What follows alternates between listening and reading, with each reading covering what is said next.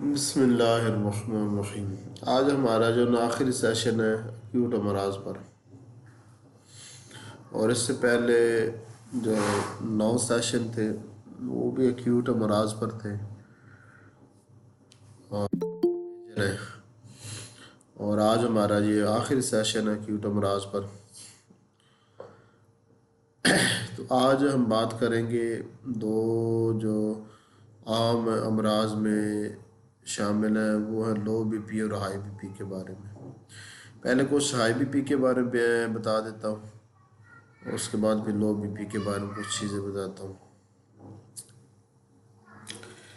High BP में क्या होता है, उसमें अलामात क्या है, इसको जानना सबसे ज़्यादा ज़रूरी है। और आप फाइनल किस तरह करेंगे कि मरीज़ का बीपी हाई है, ठीक है ना। अब इसमें कुछ अलामात हैं जो प्रैक्टिकल मैंने देखी हैं, वो मैं आपको बताता हूँ, उससे वो फाइनल हो जाता है कि बीपी हाई है मरीज़ का।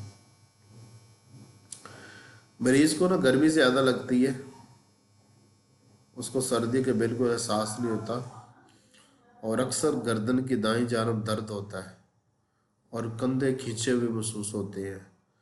बाज़ औक़ात कह आ जाने या सर की दोनों तरफ जो नस है वो फट जाने का खौफ होता है, और सर भारी होता है, और सर दर्द जो होता है ना वो आगे की तरफ झुकने से, सर को आगे की तरफ करने से और सर को पीछे की तरफ करने से, दोनों सूरतों में सर का दर्द ज़्यादा हो जाता है। सर दर्द के साथ सर का भारी होना, दर्द का आगे की तरफ झुकने से और या पीछे की तरफ झुकने से, यानी सर को आगे करने से और सर को पीछे करने से, दोनों सूरतों में सर का दर्द ज़्यादा होता है।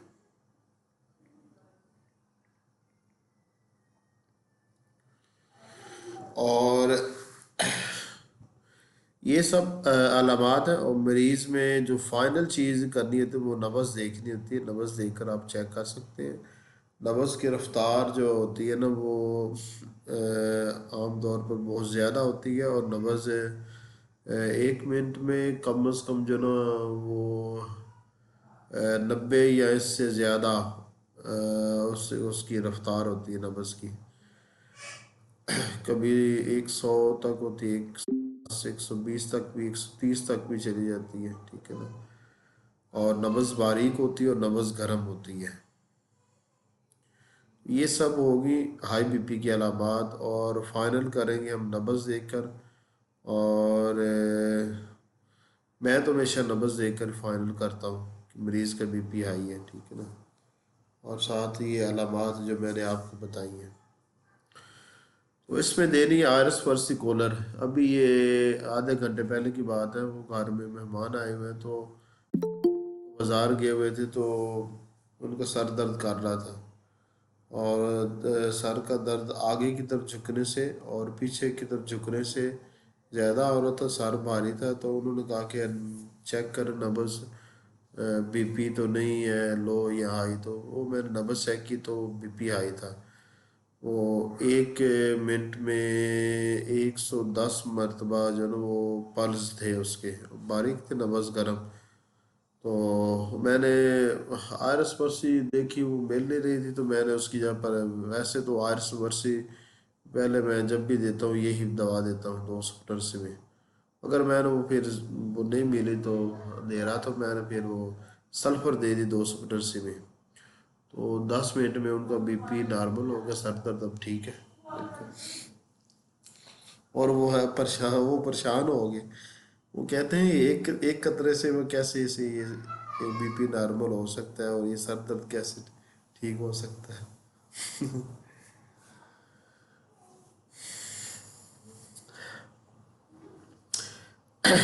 ये तो थी। अब ये चीज़ें तो मेरी जो प्रैक्टिस में जो चीज़ें आई वो मैंने बता दी।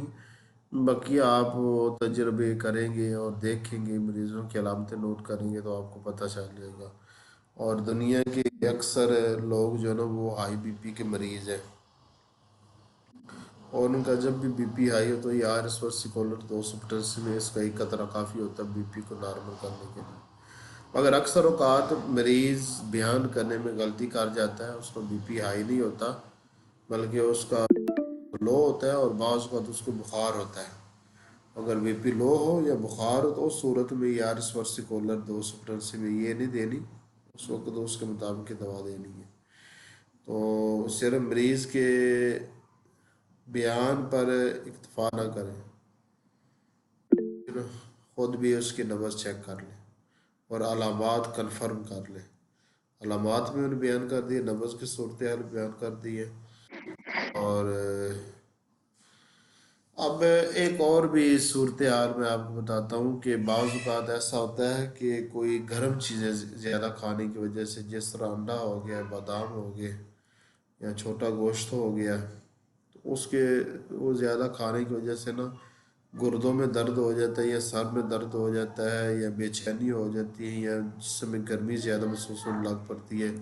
तो इस सूरत में भी आरएस versicolor का एक कतरा काफ़ी होता है तबीयत को नॉर्मल करने के लिए। दूसरी सूरत है, अब यहाँ पर सबसे बड़ी बात ये आपने याद रखनी कि अगर मरीज़ को बुखार हो या मरीज़ को सर्दी लग रही हो तो इस सूरत में कभी भी आरएस versicolor या सल्फर दवा नहीं देनी, ठीक है ना, हालत बुखार में। और या मरीज़ को सर्दी लग रही हो, इन सूरतों में आरएस versicolor दवा नहीं देनी, ठीक है ना, ये बुखार को सर्दी को और ज़्यादा कर देगी। ये एक बात याद रखनी है। दूसरी बात ये याद रखनी है कि ऐसा ना हो कि आप मरीज़ बयान करने में गलती कर दे। बाज़ औक़ात मरीज़ को उसका बीपी हाई नहीं होता, लो होता है, मगर वो समझ रहा होता है कि बीपी हाई है। तो आप उसकी नब्ज़ चेक किए बगैर उसको जो ना दवा दे देंगे, तो अगर उसका बीपी हाई ना हुआ बल्कि लो हुआ तो आपने उसको ये बुखार ये दवा दे दी तो इससे दवा से और ज़्यादा लो हो जाएगा, ठीक है ना। तो ये संभल कर।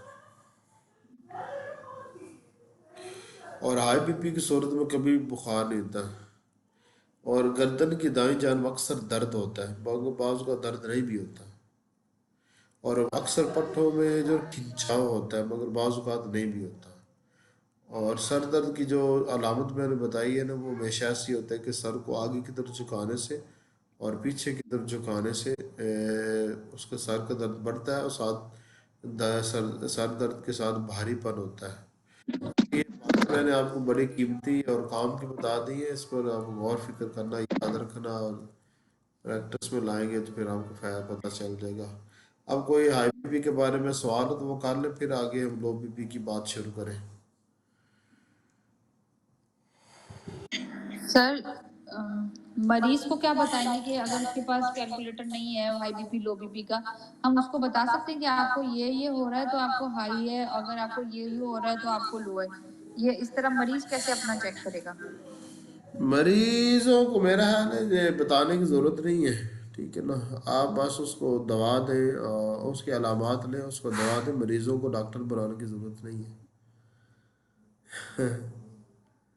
उसको आराम। सर कि मतलब खुद से वो जज जज कर लें कि भाई मुझे बीपी हाई है या लो है, ये नहीं कर सकते, हम मरीज को नहीं कह सकते। मुश्किल हो जाएगा उनके लिए, मुश्किल हो अच्छा जाएगा। अच्छा, सही सही। हमारे जो होम्योपैथ डॉक्टर हैं इनको समझ नहीं आ रही तो आप आम लोगों को क्या समझा पाएंगे। ये बात भी है सर, सही कह रहे हैं।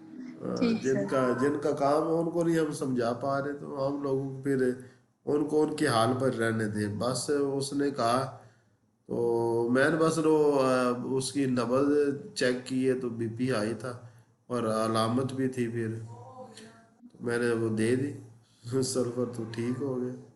और वो फिर परेशान हो गया कि एक कतर से आराम कैसे आ गया।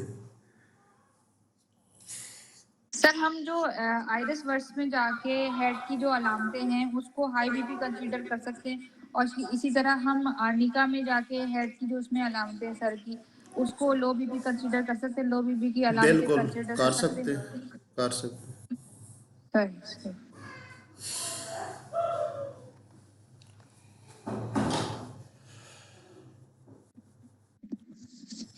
सर हाँ जी। सर आरएस में तेजाबियत होती है, खुश्की होती है। तजाबीत होती है और जी, होती है। तो उससे बीपी हाई होता है।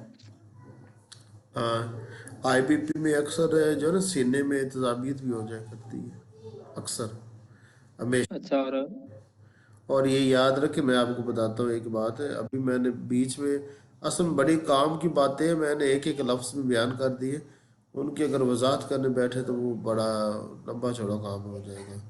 उसमें ये होता है कि अक्सर औकात आईपीपी के साथ सर दर्द होता है, बाज़ औक़ात सर दर्द नहीं होता, और अक्सर औकात गर्दन की दाईं तरफ दर्द होता है, बाज़ औक़ात नहीं होता। अक्सर औकात कंधे खींचे हुए महसूस होते, बाज़ औक़ात नहीं होते। और अक्सर औकात सीने में तजाबियत होती है ज़बरदस्त, और बाज़ औक़ात नहीं भी होती, और बाज़ औक़ात कह आ जाती है और बाज़ औक़ात नहीं भी आती। ठीक है ना। तो ये डिपेंड करता है मरीज़ की हालत पर डिपेंड करता है। ठीक है ना। तो ये चीज़ होती है। तो आरस वर्षे में तजाबियत है, और आरस वर्षे में एक ख़ास बात है, उसकी अलामात बड़ी यकदम से शिद्दत से बढ़ती हैं। ठीक है ना। और ये चीज़ हमें हाई बीपी में नज़र आती है, ये अलामतें, और बारहा मैं तजर्बा कर चुका हूँ आयरस वर्सी का आईबीपी में। हमेशा इसने फ़ायदा किया, कभी मायूस नहीं किया इसने, हमेशा लातादाद केस है।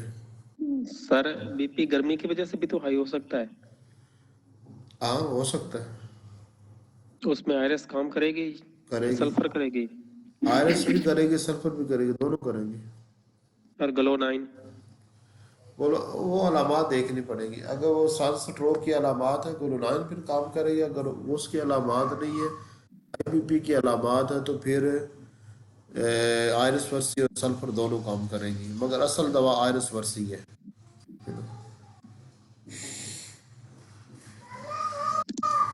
अस्सलाम वालेकुम सर जी। जी वालेकुम सलाम। डॉक्टर साहब मोहतरम, ये मुस्तकिल जो बीपी के मरीज़ हैं जो कि कई सालों से वो मुसलसल मेडिसिन ले रहे हैं, उनका क्या करना पड़ेगा? उनका उनकी जो ना मुश्किल इलाज करना पड़ेगा, उनकी ग़िज़ा बेहतर करनी पड़ेगी, उनको वो तो कराने को होंगे ना देखना सर, ये तो पड़ेगा, एक्यूट का बता उनकी रहे हैं। परहेज़ और सर ये कॉन्स्टिट्यूशनल से हो जाएगा इलाज, उनकी मैंने तो कॉन्स्टिट्यूशनल से किया कॉन्स्टिट्यूशन है। रेमेडी जो ना, उसका कोर्स पूरा करवाना पड़ेगा। 30 से लेकर कम अज़ कम 1 M तक, कम अज़ कम 1 M तक कोर्स पूरा हो जाएगा, तो 5-10 साल तक आराम से गुजर जाएंगे फिर। अच्छा, और जो शुगर के पेशेंट हैं वो भी इसी से कवर हो जाते हैं? कोई हो आपकी प्रैक्टिस हो में आए हैं सकते हैं, कोई? मगर शुगर की खास बात होती है, वो ये होती है, एक तो वो पुराने होते हैं, ठीक है ना, और दूसरा शुरू होने से पहले कम अज कम 20 साल मेज़ा ख़राब रहता है। ठीक है ना।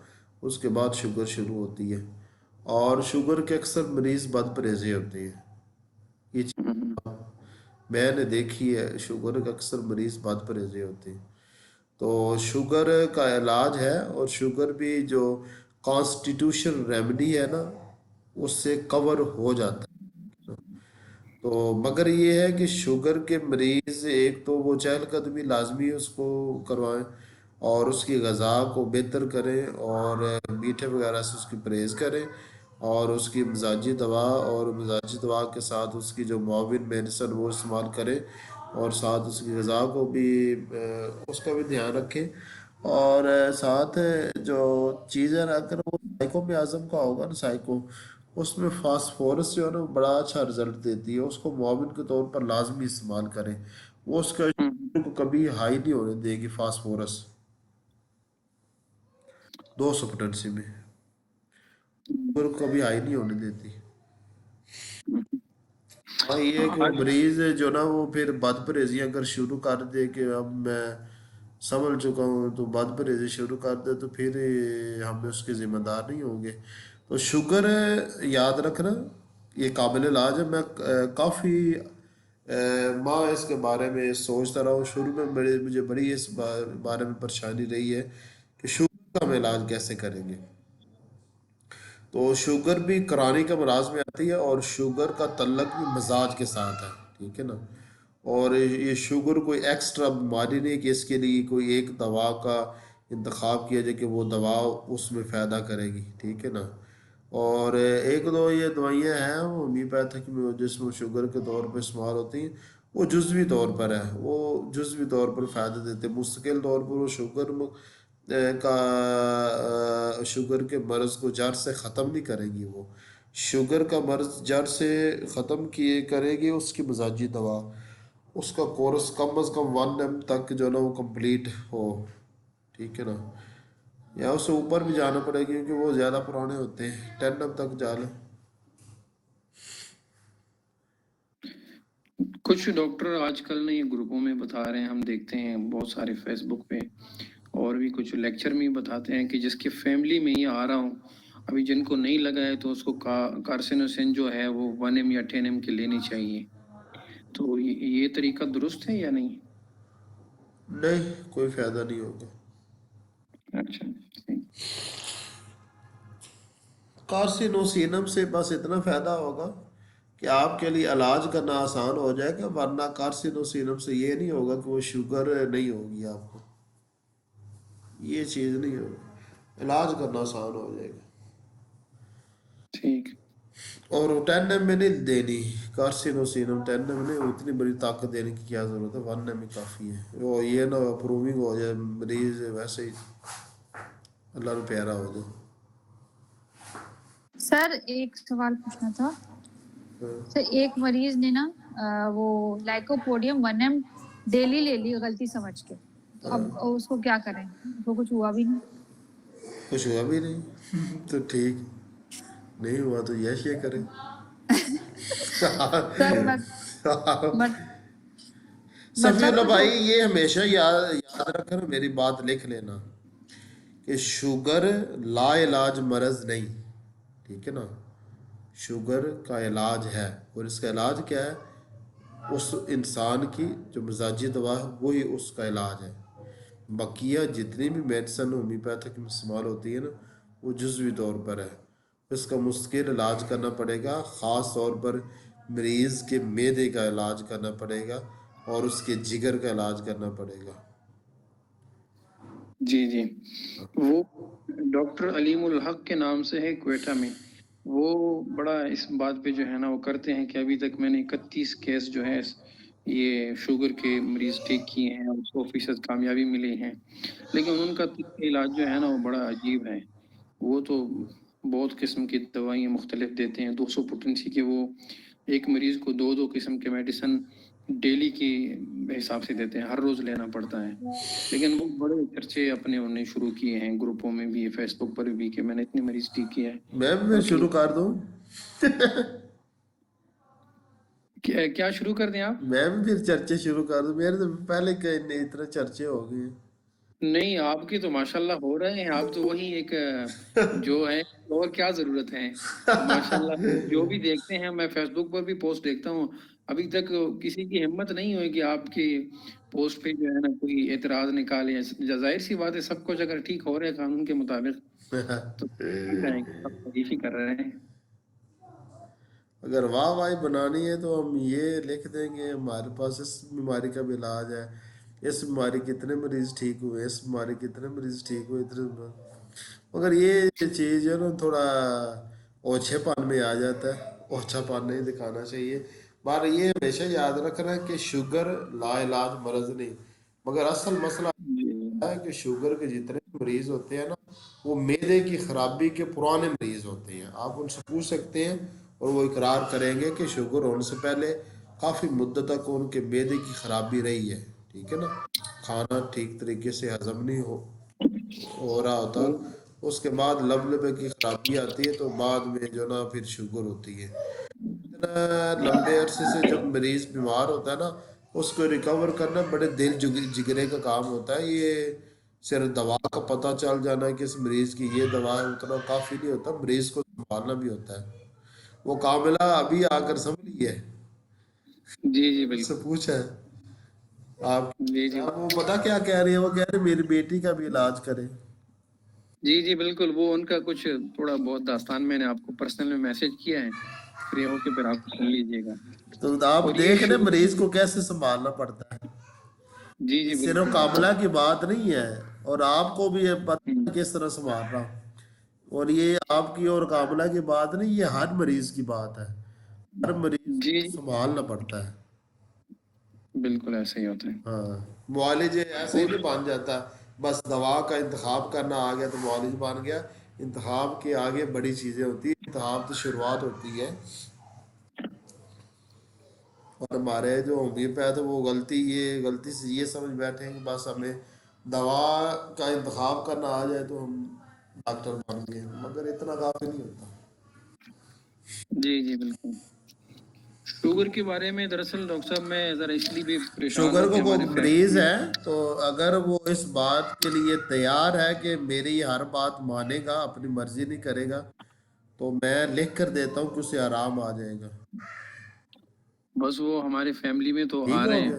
वाले साहब को शुगर, वो भाइयों लिख को कर दे तकरीबन कि वो सबको। मेरी बात मानेगा जो मैं कहूँगा। ठीक है ना। हम्म। जब वो बदपरहेजी करेगा मुझे पता तो चल जाएगा। ठीक है ना। तो फिर जी जी। बदपरहेजी करेगा तो केस भी बंद कर देंगे। अगर वो बात मानेगा, जो मैं कहूँगा, जो परहेज बताई जाएगी, जो चीज़ें बताई जाएगी, ग़ज़ा बताई जाएगी, और जो उसके लिए वाक वगैरह बताई जाएगी, या जो भी उसको कहा जाएगा वो मानेगा, तो शुगर वो उसकी शुगर ठीक हो जाएगी। ठीक है ना। ये मेरी तरफ से गारंटी है। आप एक ले आए, 2 ले आए, 10 ले आए, 20 ले आए, 100 ले आए, सबकी ठीक हो जाएगी। मगर असल बात यह कि वो माने बात है। हाँ, मानने वाले तो ना होने के बराबर है आजकल। बहरहाल अगर मिल गए तो अब इंशाल्लाह। देखे मरीज गए कि मैंने, क्यों सफदर साहब, मरीज गए कि मैंने डॉक्टर साहब की बात की भी नहीं माननी और मुझे आराम भी आया, ऐसा तो नहीं ना होता। सर को नहीं मानते। नहीं ना मानते। देख ले सफीउल्लाह साहब। जी जी बिल्कुल ऐसे ही है, हमारे फैमिली में है ना, हमारे फैमिली में तो बहुत सारे हैं। तो नहीं बस मानते सर तो देखिए फिर शुगर, जाहिर बात है इस शुगर के तरह लिए के ना लोगों का सबसे इलाज पहले, भी नहीं करना चाहिए। सर शुगर में सबसे पहले आपको गंदम की रोटी छोड़नी पड़ेगी। कोई छोड़ेगा? ये बात बिल्कुल ठीक है। उसकी वजह मैं आपको बताता हूँ। उसकी वजह यह कि गंदम की रोटी हजम होने में टाइम लगाती है, और शुगर के जितने भी मरीज होते हैं उनका मैदा ख़राब होता है। उसके मैदे को ठीक करने के लिए उसकी रोटी उसको छोड़नी पड़ेगी कुछ महीनों के लिए। उसके बाद फिर वो शुरू हो जाएगा।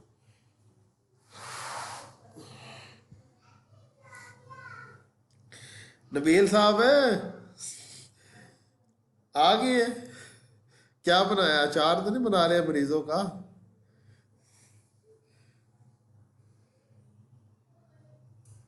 सर वो आज फिर बाइक पे होंगे, अच्छा आवाज अच्छा थोड़ी आ रही। अच्छा। शुगर के बारे में मैं खुद तकरीबन कह रहे हैं कि 1-2 साल पूरे ना रिसर्च करता रहा हूँ कि इसका कैसे इसका इलाज है। और मैंने ऐसे शुगर के लिए ना 2-3 मरतबा मटीरियल में टीका पड़ा था, काशी राम इंसाइक्लोपीडिया, फिर मेडिसन निकाली। फिर बाद में मैं इस ये नतीजे पर पहुंचा हूँ कि शुगर के इलाज मरीज़ की उसकी जो मिसल दवा बनती है उसी में है। बाकी अगर आप मरीज साइको में आज़म का हो और शुगर को कंट्रोल करना चाहते हैं तो आप फास्फोरस दे सकते हैं। वो शुगर को कंट्रोल कर लेगी। 200 पोटेंशियम में एक डोज दे। सर शुगर तीनों में आदम में होगी ना? जी शुगर तीनों में आदम में होगी। मैं कह रहा हूँ कि है तो तीनों में आज़म में है। ठीक है ना। अगर वो साइको में आज़म का हुआ ना तो उसकी शुगर फास्फोरस से कंट्रोल हो जाएगी। ठीक है ना। फास्फोरस चीज़ में फास्फोरस फिर रिपीट कैसे करना है? दोबारा कुछ देना 10 दिन के बाद 200 या एक ही डोज पोटेंशियम काफी? में हर 10 दिन के बाद एक डोज। ठीक है ठीक है। ठीक है ना। सर और अगर वो सूरा में आजम का हुआ ना या सफलिस में आजम का हुआ तो फिर फास्फोरस से कंट्रोल नहीं होगी, क्योंकि वो मियाजम दूसरा है। अस्सलाम वालेकुम सर। वालेकुम सलाम। सर वो आपकी मुझे आवाज आ रही थी लेकिन मेरा माइक जो है ना प्रेस ही नहीं हो रहा था। अच्छा अच्छा।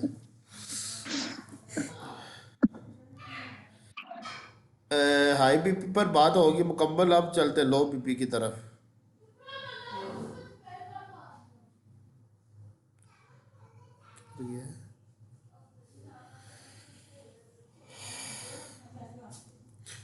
अच्छा, लो बीपी की दवा है आर्निका मोन्टाना 200 पोटेंशियम में। ठीक है ना।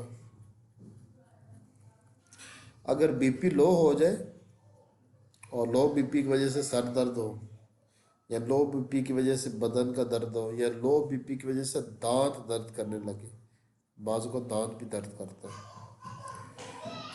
तो इन सब सूरतों में आर्निका दवा होगी। अब पता कैसे चलेगा?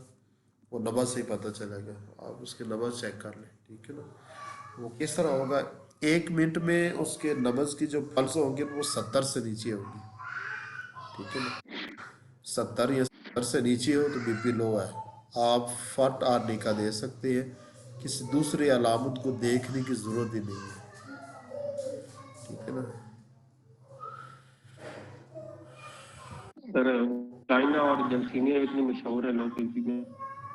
मैंने तो हमेशा, मैं 10 साल हो गए इतने मरीजों को लो बीपी में आर्निका दी है कि अब शक की तो गुंजाइश भी बाकी नहीं है। अब यकीन से भी थोड़ा ऊपर का काम हो गया है, इल्म यकीन हो रहा है, इल्म यकीन तक बात पहुंच गई है।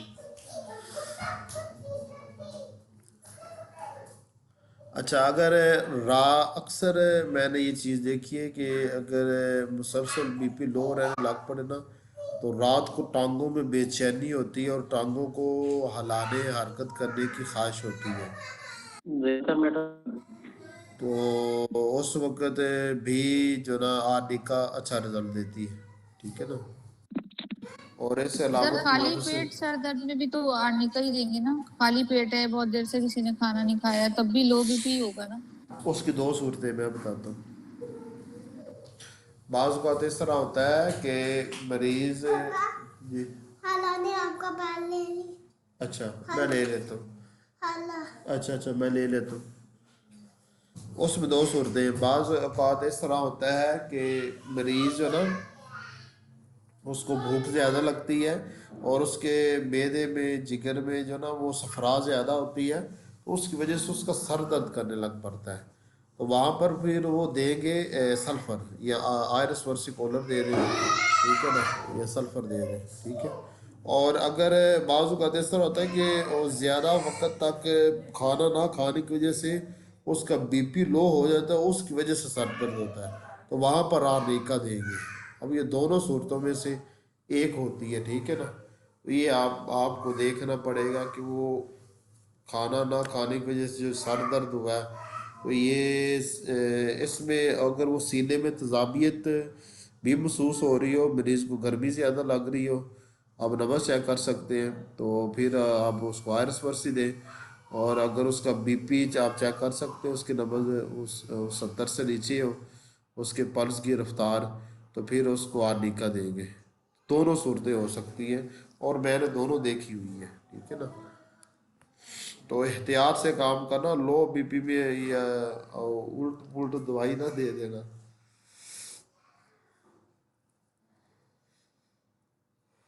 अच्छा, बाज़ औक़ात है ना, लो बीपी की वजह से शदीद गलूदगी छा जाती है, ठीक है बंदा ही ना पड़ता है। जी। सर गलत मेडिसिन दे के बंदा ही ना पड़का दे। बंदे का ध्यान रखें, वो उसको 10 मिनट तक पूछे उससे। अच्छा, लो बीपी को चेक करने का मेरा तो हमेशा से यही तरीके रहा, मैं नब्ज़ चेक करता हूँ 70 से जब नीचे हो ना उसकी रफ्तार 1 मिनट में, तो मैं करता इस तरह हूँ कि आधे मिनट का हिसाब लगाता हूँ कि आधे मिनट में कितनी रफ्तार है। तो आधे मिनट, क्योंकि 1 मिनट पूरा देखे तो टाइम ज़्यादा हो जाता है, तो इतना हम टाइम मरीज़ को वेट नहीं करा सकते, तो मैं आधा मिनट बस नब्ज़ चेक करता हूँ, उसमें उसकी रफ्तार देखता हूँ। तो वो फिर अगर वो 35 या से नीचे हो तो इसका मतलब है कि 1 मिनट वो 70 तक जाएगी, तो वो बीपी लो है, तो उसमें मैं आर्निका दे देता हूँ, ठीक है ना। तो आधा मिनट ही मैं नब्ज़ चेक करता हूँ, ठीक है ना।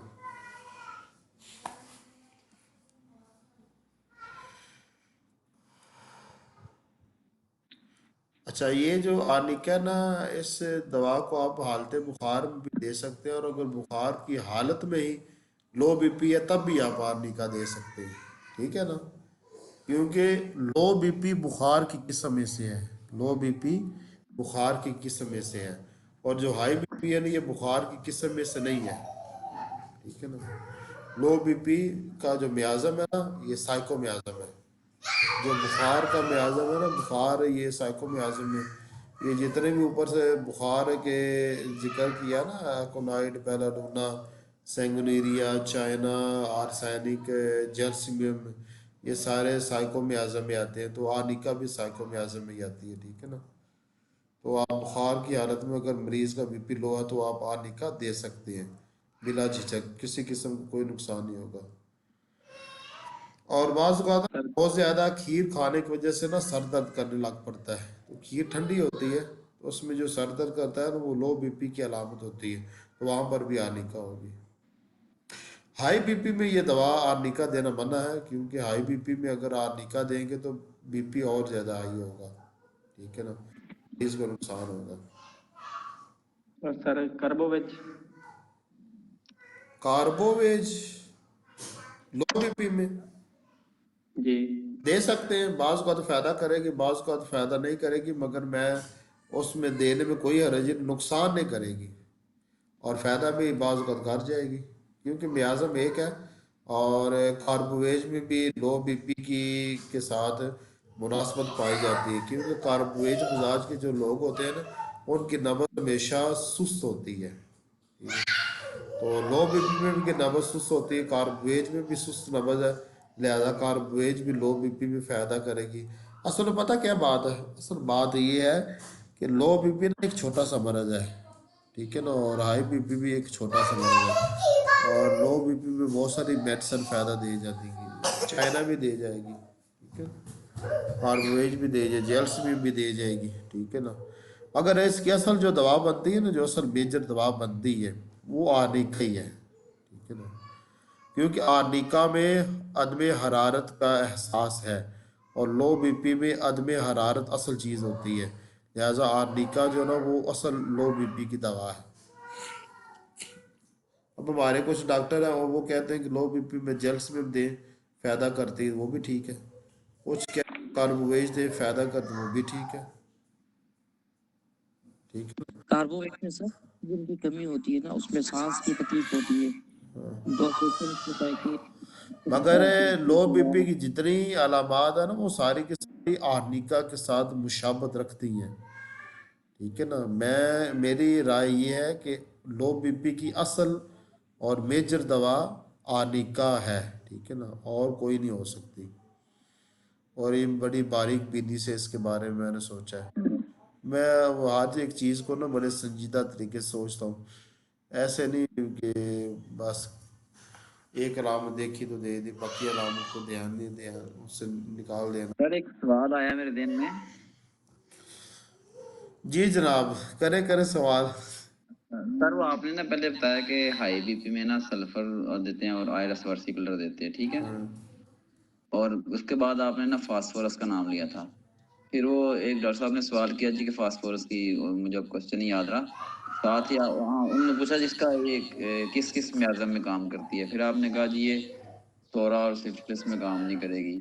अब मेरा सवाल ये है कि हम कैसे जो है ना डिफरेंशिएट कर सकते हैं कि जिसका जो है ना इसका मियाज़म कौन सा है। एक बंदा 5 मिनट या 10 मिनट के लिए हमारे पास मेडिसिन लेने आता है बीपी की, तो हम चाहते हैं कि हम इन तीनों में से या चारों में से कोई मेडिसिन उसको दें, तो फिर हम वहाँ पे किससे शॉर्ट टाइम या पीरियड में हम कैसे जज कर लेंगे इसका मियाज़म कौन सा हो सकता है। शुरू में ना मियाज़म के चक्कर में पड़ना ही नहीं चाहिए, ठीक है ना। आप मेरे इंसानों के जो ना, एक तो मज़ाहिरों की तरफ ध्यान दें, और दूसरा जी सर। और जो वो अलामात दे रहे हैं बस उसकी तरफ ध्यान दें, ठीक है ना। तो सही। में अगर लो बीपी के लिए आए तो उसका वाकई बीपी लो है, नब्ज़ सकते हैं, आला भी करते हैं, ठीक है ना, वो भी कर सकते हैं। तो ठीक है। बीपी है तो आर्निका दें, अल्लाह अल्लाह खैर सल्ला हो जाए। अगर आई बीपी है तो आप आयरस या सल्फर दें, ठीक है ना, हो जाए। सर ये ना ग्रुप में भी ना तकरीबन जाहिर सी बात है 2 माह से तकरीबन 3 माह से ग्रुप चल रहा है, तो इसमें ना मोस्टली जो है ना वो मैम निदा और वो जो है डॉक्टर कुतुब शहजाद साहब, हाँ तो ये सीनियर हैं, इनकी डिस्कशन होती है केसेस पे ना, तो हाँ मोस्ट ऑफ द टाइम ना मुझे जो मैं जब देखता हूँ जब भी ग्रुप, तो उसमें मोस्टली ये होता है साइकोटिक लिखा होता है, सिफिलिस लिखा होता है, और मुझे तो समझ नहीं आ आती ना इस मियाज़म की। तो बात ये है कि जब हम आपने कहा कि जब देखें उसकी पर्सनैलिटी को, उसकी देखो कॉन्स्टिट्यूशन को देखें, लेकिन ये है कि अगर हम इस तरह देखते भी हैं और हमें इसका कंसेप्ट क्लियर नहीं होता, तो फिर क्या हम उस केस को सॉल्व करने में कामयाब हो जाया करेंगे। देखे ना। मेहनत करनी पड़ती है केस को कामयाब करने में। शुरू शुरू में 3-3 4-4 महीने लग जाते हैं कि केस को कामयाब करने में। सर मैंने पहले भी क्वेश्चन किया था कि जब हमारे पास कोई भी पेशेंट आता है ना, चाहे वो मेरे पास आए चाहे किसी के पास आए, तो वो हमें डॉक्टर समझ के ही आप आता खुद है। बताएं कि मैंने एक दिन में आपके पास कितने मरीज चेक किए, तो कितना टाइम लगता था? बिल्कुल सर, वो इतना कुछ बंदों को तो 2-2 मिनट लगते हैं, कुछ को 5 से 7 मिनट मैक्सिमम, या कुछ को लगे थे 15 मिनट। तो ये 2-2 मिनट 5-5 मिनट वो भी करानी केसों में लगना, तो यहाँ जी पहुंचने के लिए आपको पता है कितनी मेहनत करनी पड़ती है। बिल्कुल। लेकिन सर साथ आप ये भी कहते हैं ना केस लें, तो फिर ये ना डबल सी बात हो जाती है ना कि हमें क्या करें। फिर अब एक बंदा, जैसे मैं बता रहा हूँ कि मैं 5 साल से एलोपैथी प्रैक्टिस करता रहा हूँ, अब मैंने जो है ना होम्यो स्टार्ट की है, तो अब क्या मैं केस लूं? फिर अब उसकी बात दफा होता है कि पेशेंट अपनी फैमिली हिस्ट्री नहीं जानता होता। आपके मेरे पास सारे एक जितने पेशेंट आया। केस है वो तो मैं हल कर रहा है, अब कौन सी टेंशन रहेगी? सर बंदे कौन सा खत्म होते हैं। उसमें ये है कि आपको ना केस से तसल्ली से ले मुकम्मल, और फिर उस जो ना वो 100 मेडिसिन में से उसकी दवा तलाश करने की कोशिश करें, ठीक है? उनको बार बार पढ़ें। हम्म, सही है लेकिन सर अभी आपका वो PDF 37 वाला भी नहीं मुझे मिला। मैं तो इतने हफ्ता हो गया वेट कर रहा हूँ कि मैं डॉक्टरी शुरू करूँ। वो 37 वाला, 37 एक्यूट मेडिसिन वाला। हाँ, वो अब आज फाइनल हो गया अक्यूट वाला। चले सर काइंडली वो सेंड कर दें ताकि हम उसके प्रिंट निकलवाएं और बांटे। अच्छा, मेरे पास सर गुजरात से एक बंदा है, उसने कहा जी कि मैंने उसे बताया ना कि मेरे पास वो 1 2 3 साल 4 साल पुरानी बात है, जब पहले बोर्ड में थे हम। हाँ, तो मैंने कहा मेरे पास ना 37 मेडिसिन के ना वो नोट्स हैं, और तकरीबन 40 पेज थे तब, मुझे अब याद नहीं रहा। यकीन करे वो गाड़ी लेके आ गया बंदा, वो मेरे क्लिनिक पे आ गया, कहता किधर है? मैंने कहा मैं तुम्हें PDF दे दूं। कहता नहीं मुझे प्रिंट दो। वो मेरा प्रिंट ही उठा के ले गया। और उसके बाद मैंने एक उसका शायद प्रिंट निकलवाया था, लेकिन वो मेरे से कहीं मिसप्लेस हो गया। तो अभी मेरे पास प्रिंट था, मैंने कहा चलें हो तो फिर मैं बंदा साथ साथ पढ़े, और साथ एटलीस्ट जो है ना ये OPD तो बंदा रन करे ना अपनी होम्यो के साथ से। बुखार जुकाम, और ये सही। जैसे आपने ये देखा ना, आपने किया ना ये बुखार की, ट्रांसलाइटिस की, और ये फीवर सारी इसकी कफ की जो यूट्यूब पे, ये इनको बंदा सही तरीके से बार बार याद करे तो प्रैक्टिस बेहतर हाँ, हो जाती है। शुरू में बेहतर ये कि अपना फोकस अक्यूट पर रखें, करानी की तरफ ना जाने दें। हम्म, वो मैंने इसलिए कहा कि आपको कुछ, जाहिर बात है, जो मटीरियल मेडिका उसका, इनको ना होम्योपैथ जो डॉक्टर है इनको इस बात का पता ही नहीं है कि असल कामयाबी है मटीरियल मेडिका का मुताला करने में, ठीक है ना? सर मैंने फाइनल किया हुआ है, मैंने मटीरियल मटीका नहीं पढ़ना। आपने जब वो ये 100 मुकम्मल करनी है, मैंने वही पढ़नी है, आज भी कल भी। मैं उसका भी वेट करूंगा ये। तो तो ऐसा ये जब तक ये मटीरियल मेडिका नहीं पढ़ेंगे तब तक मेरे तो नहीं ना कामयाब होंगे। वो बार बार पढ़ना पड़ेगा एक एक केस पार करने के लिए। इतने 20-20 30-30 मेडिसिन को पढ़ना पड़ता है, जी तब आगे बढ़ेंगे, ऐसे तो नहीं हो पाएगा। बहरहाल, आखिरी बात यह है कि आज के दौर में ना अक्सर लोग जो जवान है, और चाहे नौजवान है चाहे वो जवान है चाहे वो 40 साल के बाद है, अक्सर लोग या तो लो बीपी के मरीज बने पड़े हैं या हाई बीपी के मरीज बने पड़े हैं। ये दोनों मरज बिल्कुल आम है, और दोनों के बारे में ये दो मेडिसिन फिर बड़ी ज़रूरी हो जाती हैं। अब यहाँ पर सबसे बड़ा कोई भी शख्स जो ना हर एक के ज़हन में यही सवाल आएगा कि अब इन दोनों का मुश्किल इलाज क्या है। एक तो वक्ती इलाज है कि जब बीपी लो हो तो आर्निका ले लें, बीपी हाई हो तो आयरस ले लें। अब इन दोनों से जान किस तरह छुड़ानी है? जान इस तरह छुड़ानी है, अपना मुश्किल इलाज करें, अपनी ग़ज़ा को अच्छा करें, और ग़ज़ा में से ये जो चस्के वाली चीज़ें हैं ना उनके निकाल दें, और कुदरती चीज़ें जो पुराने तरीके पर हैं वो इस्तेमाल करें, और ये जो बेकरी की चीज़ें निकाल दें, और फैक्ट्री से बनी हुई चीज़ें होती हैं उनके निकाल दें, कुदरती चीज़ों की तरफ आएँ। और जो बिल्कुल बैठे रहना है इसको छोड़ें। अगर बैठ कर काम भी करना है तो साथ चहलकदमी किया करें, और साथ जो है ना अपना इलाज करवाएं, किसी अच्छे होम्योपैथ से मुश्किल इलाज करवाएं, तब इससे जान छूटेगी, वरना इन दोनों से जान नहीं छूटेगी। इन दोनों के बाद फिर बड़ी बीमारियां शुरू हो जाती हैं। ये दोनों छोटी बीमारियां हैं। मगर जो लो बीपी का मरीज होता है महीने में 4 मरतबा उसका बीपी लो हो ही जाता है। जो हाई का होता है 4-5 मरतबा उसको हाई हो ही जाता है, ठीक है ना। तो इनका मुश्किल इलाज उसकी बिलमिसल होम्योपैथी की बिलमिसल मजाजी दवा से होगा, और साथ गज़ा अच्छी करनी पड़ेगी। गज़ा में कोई मेवे वगैरह शामिल करें, और कोई फल फ्रूट शामिल करें, कोई सब्जियां शामिल करें, वो कुदरती चीज़ें शामिल करें, और ये चस्के छोड़ने पड़ेंगे और बाज़ारी चीज़ें छोड़नी पड़ेंगी। बाकी ये जो हर मरीज़ का अपना मिजाज होता है, उसके मुताबिक उसकी परहेज़ और उसकी गज़ा होती है। तो ये मुश्किल इलाज जो है ना, ये फिर और तरीके से होगा, क्योंकि ये फिर उसकी जो मिजाजी दवा का कोर्स पूरा करना पड़ेगा। अच्छा, जिस्म में जो खून होता है ना, यानी जो सुरख ज़र्रात होते हैं, उसकी कमी की वजह से बार बार बीपी लो हो जाता है। और हाई बीपी जिस्म में जो वाइट सेल होते हैं ना, वो जब कम हो जाते हैं तो इसकी वजह से बीपी बार बार हाई होना शुरू हो जाता है। तो लो बीपी होता है सुरख ज़र्रात की कमी की वजह से बार बार लो होता है, और हाई बीपी होता है कि जो वाइट सेल हैं, जिसको हिकमत में जो बलगम कहते हैं, ठीक है ना, तो उसकी कमी की वजह से बार बार बीपी हाई होता है। तो अब ये इन दोनों की जो रेड सेल की कमी को और वाइट सेल की कमी को पूरा जो बिलमिसल मजाजी दवा है वो, और साथ गज़ाई एतबार से परहेज़ और वो, और उम्दा गज़ा वो, और साथ जो फिटनेस के जो उसूल हैं उनको मद्देनज़र रख कर, और उसूल हिफ्ज़ान सेहत को मद्देनज़र रख कर अपनी गज़ा को बेहतर करके, नींद को बेहतर करके, और काम अगर बहुत ज़्यादा करते हैं तो काम की मिकदार कम कर लें, और काम कम करते हैं तो उसकी मिकदार ज़्यादा कर लें। तो इन चीज़ों को करके मुश्किल इलाज करना पड़ेगा, तब ये मुश्किल तौर पर इनका इलाज होगा। लिहाजा ये जो दो मेडिसन है ना, आर्निका मोंटाना लो बीपी के लिए, और आयरस वर्सी हाई बीपी के लिए, हर घर की ज़रूरत है। हर घर में लो और हाई बीपी के मरीज़ मौजूद हैं, दुनिया के हर घर में।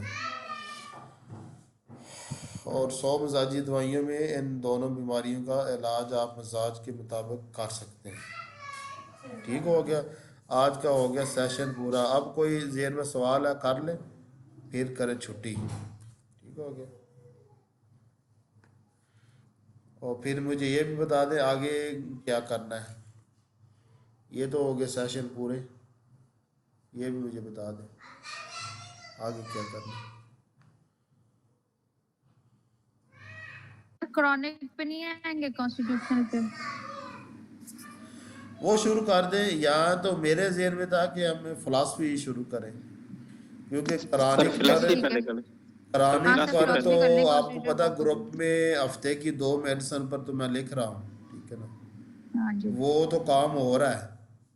अब वो मेडिसन या तो आपने करनी है ना, अब मैंने तो वो घोल कर आपके जेन में तो नहीं वो डालनी, या तो आपने तो सर हफ्ते का एक केस कर लेते हैं, एक केस आप ले आए, वो हम लाइव करते हैं ना, आपको मतलब उसका पता हो, आपने सॉल्व किया हुआ वो केस। अच्छा एक दिन केस कर लें, एक दिन जो है ना मतलब प्रैक्टिकल कर लेना, और एक दिन कॉन्स्टिट्यूशनल कर लें, उस पर बात कर लेते हैं या किसी को कोई सवाल हो, और एक दिन ये कर लेते हैं फिलोसफी पे बात। 3 दिन कर लें, रोज तो बेचारे आप भी रुल जाएंगे हमारे साथ। क्या हो जाएगा? सर बेचारे सर आप हमारे साथ रुल जाएंगे, रोज हमें क्यों टाइम देंगे यार सर आप? 3 दिन बहुत है। सर मैं लाइव पेशेंट ले लेते हैं। रोज नहीं, मैं आपको रोज टाइम दूंगा, रात 9 बजे से 12 बजे तक। क्या आप पढ़ने सर के ये लिए जुल्म हो तैयार हैं? जाएगा। मेरी बात सुने, आप पढ़ने सर के जी लिए कुछ तैयार हैं ज्यादा ही सारे? खुश हो गए आप। हैं? आप पढ़ने के लिए ज्यादा तैयार हैं? 6 बंदों से ना आप कुछ ज्यादा ही खुश हो गए हैं। मैं 6 बंदों नहीं से नहीं भी खुश हुआ। नहीं सर, आपने किसी चीज की ज्यादती नहीं करनी कि फिर आप रोज तंग हो जाए उससे ना। आप 3 दिन दे बस। नहीं, आप मेरी ज्यादा बात करते नहीं, हैं, फिर पता आप क्या चीज़ अटकर है, बहुत करते देखिए हैं। मेरी बात सुने। अब मैंने आप लोगों से तो मैंने कुछ सीखना, मैंने तो आप सबको सिखाना, ठीक है ना। मेरे लिए कोई टेंशन नहीं है, क्योंकि मैंने आपके सिखाने के लिए आधा वक्त आपके लिए रखा हुआ है, आधा मरीजों के लिए रखा है। अब जो आपके लिए वक़्त रखा है वो आपको देना है, ठीक है ना, जो मरीज़ों के लिए रखा है वो मरीज़ों को देना है। तो मैं तो दोनों काम कर रहा हूँ। अब इसमें बीच में टेंशन आपके लिए बननी है, मेरे लिए नहीं बननी है, आप सबके लिए बननी है। सर 3 दिन कर लें, ये सही है, बस डन कर दें इसको। अभी तक फिलासफी पर मैंने कोई बात नहीं की, कोई लेक्चर नहीं है, कोई मजमून नहीं है, कोई कुछ भी नहीं है। तो इसमें या तो प्रैक्टिकल भी होना चाहिए। मरीज वो नबील साहब कह रहे मैं लिया करूँगा, लाइव सेशन कर लिए। और मरीज लाइव बैठा करेगा, ऑनलाइन वेबिनार कर लेंगे, आप जो क्वेश्चन पूछेंगे वो उसको आंसर दिया करेगा, वो नबील कोई साहब मसला को तो नहीं है। पता चल गया मैं कैसे केस लेता हूँ, आपको तो जरूरत ही नहीं है। सर मैम मुझे ना मैम की बात बड़ी अच्छी लगती है। मैम मुझे लेक्सिस कहती हैं और कल आपने कहा था लेक्सिस बड़े ज़हीन होते हैं, मुझे कल से बड़ी खुशी हो रही है। अच्छा ठीक। मगर आप लेक्सिस नहीं है, आप अनाकार्डियम है। नबील साहब जरा तस्वीर तो भेजे अपनी, अभी पता चल जाएगा। अच्छा, ग्रुप में भेजता हूँ मैं तस्वीरें। मुझे ना ऐसे हर मैंने इतने शौक से कभी बनवाई नहीं होंगी, लेकिन कोई मैम भी मुझे भेज ना दें आप, कोई भी अच्छा भेज एक दें आप, मिनट, मुझे भेज दें बोले। नहीं मैं ग्रुप में भेजता हूँ, कोई मसला नहीं। मैं कह रहा था मुझे इस बात की हैरानगी है कि आप जो ना आवाज सुन के पहचान जाते, तो मुझे तो ऐसे ना लगता है जैसे वो दम दरुद वाले नहीं लोग वो होते। असल में पता क्या है, आपकी आवाज लेक्सिस की तरह बारोब है ना, तो उससे धोखा होता है। सर मेरी वालदा को ना मैंने आपको बताया था, कोटला के बड़े मशहूर डॉक्टर है वो उन्हें आते साथ ही मैंने उनको, जैसे आप आए थे ना हमारी तरफ, हाँ तो उन वालदा की बुलाया था, उन्हें जो आता था कहता आपकी वालदा लेक्सिस है। उन्हें पता नहीं क्या क्वेश्चन किया, गुस्से की बात की, गुस्सा आता है, अम्मी कहती है गुस्सा गुस्सा तो डॉक्टर साहब बहन जमदा है, तो मुझे भी उस तरह ही आता है। तो मुझे लगता है कि मैम ने ना इस